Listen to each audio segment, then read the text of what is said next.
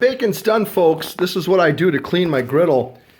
And please apologize for the shaky camera. I'm going to do this one-handed. But basically, I just go ahead real quickly with the spatula. And I get as much of the excess grease and little bacon chunks.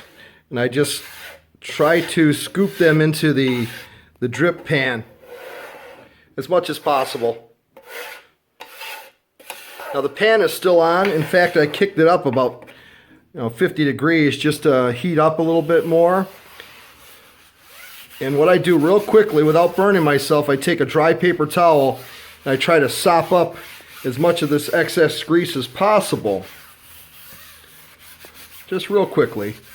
Alright, so I've got that done. Now what I have is this pan is really hot, and I have got some wet paper towel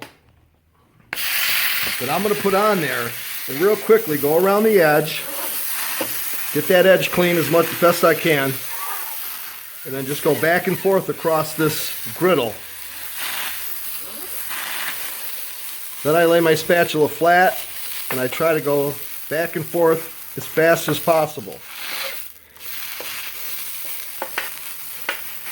And this is fairly wet, and you can hear it sizzling. Alright, so I'm going to take that piece, I'm just going to get rid of it. I've got another one that's wet, ready to go.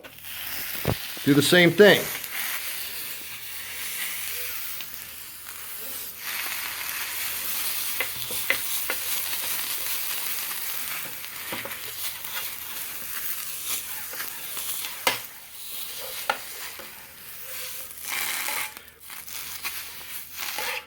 And as you can see, this one is not as dirty as the last one. The last thing I do is take a dry one and I hit it again, and this will give you an idea.